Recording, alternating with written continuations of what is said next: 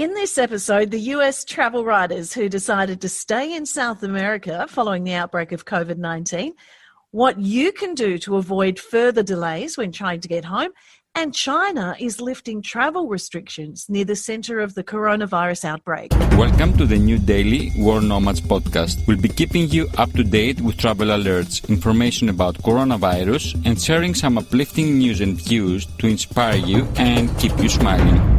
Hi, it's Kim and Phil sharing some of the travel industry headlines surrounding coronavirus and hearing stories from nomads affected by the pandemic. But Phil, the idea of China lifting travel restrictions, does it ring alarm bells for some, do you think? Yes, I think so. They've announced restrictions would be lifted in Hubei province, except in Wuhan, the centre of it all.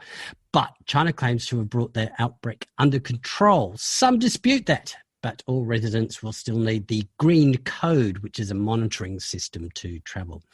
With travel to Thailand down, dozens of elephant parks are closing down, and park owners say unless the government intervenes, the Thai elephants could be forced back into things like illegal logging. I hope it doesn't happen because, the welfare of those elephants is something that concerns us all, I'm sure. All right, well, away from the headlines, travellers are understandably asking what they can do to avoid delays when trying to get home.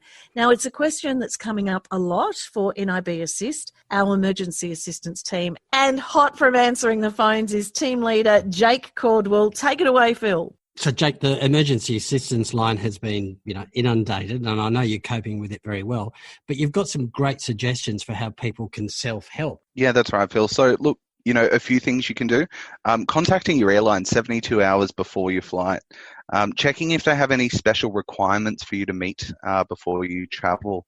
Some airlines are asking for a medical clearance or confirmation that you're a resident or citizen for that country to enter or transit through. What about if you're sick or injured, or you need a test for COVID? What can you do? If you're needing to access healthcare for any illness or injury, you may be required to undergo a coronavirus test. These tests can be expensive, and if you don't have any symptoms, it can be difficult to get those tests. So I would recommend contacting your emergency assistance team, who can direct you to an appropriate provider. What else can travellers do? What about registering yourself with your government? That's right. So we recommend that you contact your appropriate authority, Smart Traveller, or Foreign Affairs Ministry, and just let them know where you are. And if you need any assistance. They can also provide any advice on, closed borders and quarantine laws and things like that may apply. Look, if you're one of the few who is continuing on a journey for whatever reason, what should you do? So, look, a few things. Ensure you are able to enter your intended destination. There's some additional entry requirements. These can also apply to countries that you are just transiting through. So check all those destinations and transit locations with your consulate or local embassies to see if they have any requirements for you to enter. And sometimes there's quarantine rules for when you arrive somewhere. That's right.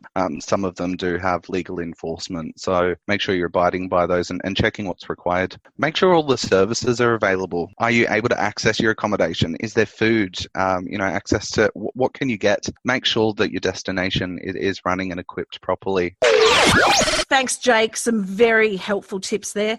Renee and Scott run a blog, Story Scout, sharing stories for social change. But this couple of freelance writers with a lust for travel have decided not to return home to California during the pandemic, but instead they're hunkering down in South America. Well, we left the U.S. for a year's worth of world travel last June. We've decided we like South America so much that we've just stayed here. So we've just been noodling around South America since then. As the last couple months rolled around, we started seeing signs up when we go from one country to another to let the visa people know if you've been in China. And then it's gradually just got tighter and tighter. And by the time we got to the last, I'd say 3 weeks or so when we got here, we realized we needed to make some decisions and had decided to go to Mexico a little earlier than we'd planned before we went back to the U.S.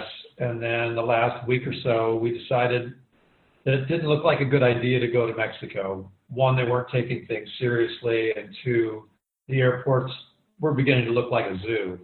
Well, and also we are very interested in flattening the curve. So this whole idea of, wherever you are, stay, It didn't make sense to us to get on planes and fly back to the U.S.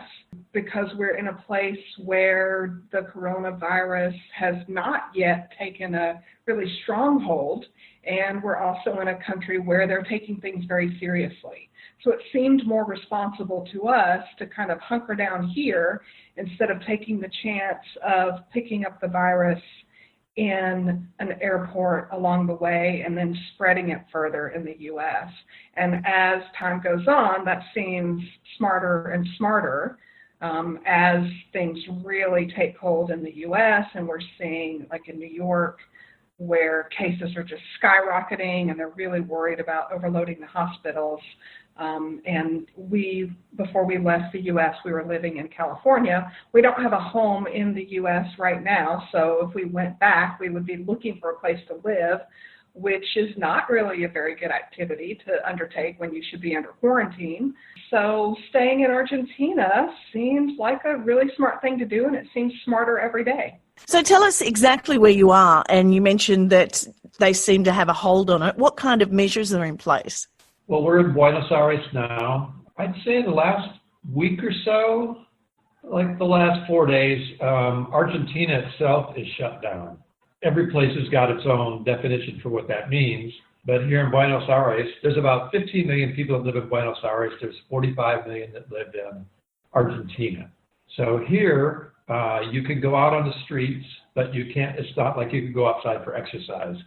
You could go to a store or a pharmacy, but it's only one person. Every time, well, it's only really been twice since they shut down that we've gone out for groceries. Both times we've been stopped by the police. Our Spanish is not that great. You know, we gave them our passports, showed them we were in the country legally, that we weren't under quarantine, because anybody who, in the news lately, we've seen people that have skipped the quarantine, and if they get caught, they go to prison. So they're taking it, like I said, they're taking it really seriously here. Yeah, absolutely. So in the meantime, though, what's happening with your blog, Story Scout? Well, you know, we certainly seem to have plenty of time to update it, but I actually have been working on an assignment from Wired about, a story that we came across a couple of months ago in Uruguay. So I've been trying to focus on getting that finished. I am a kind of a professional procrastinator, so that's been a bit of a challenge, but I finally finished a first draft today and hope to turn some attention to our Story Scout blog because we just have a backlog of stories to talk about, and we would love to share those stories with people who have been following us.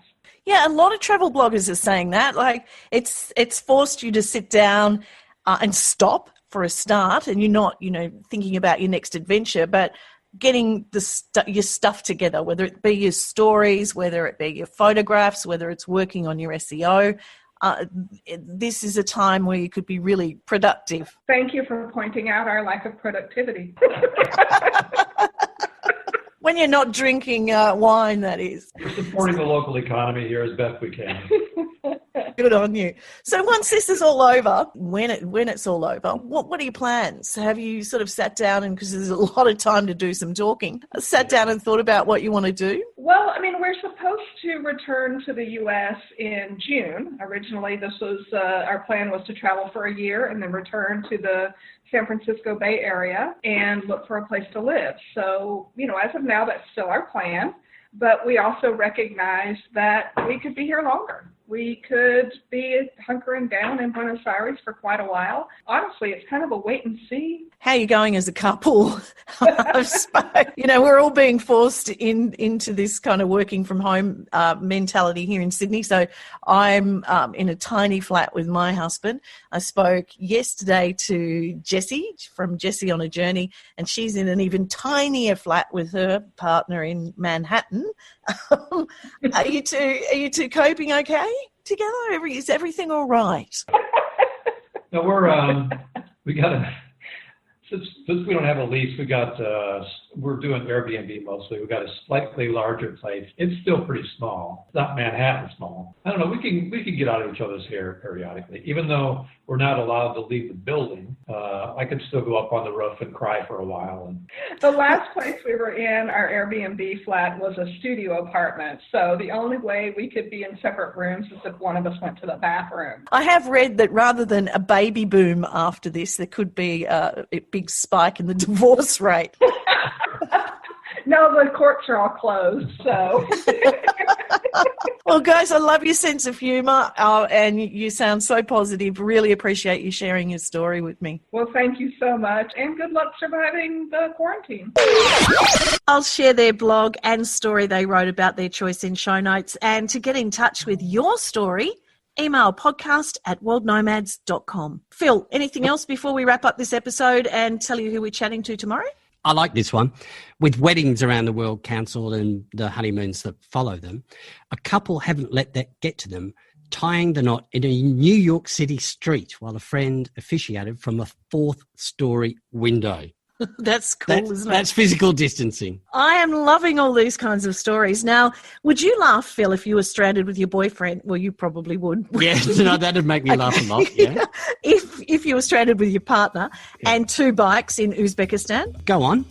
Well, Ashley's laughing and we'll hear her story tomorrow. All right. Bye. The World Nomads Podcast. Explore your boundaries.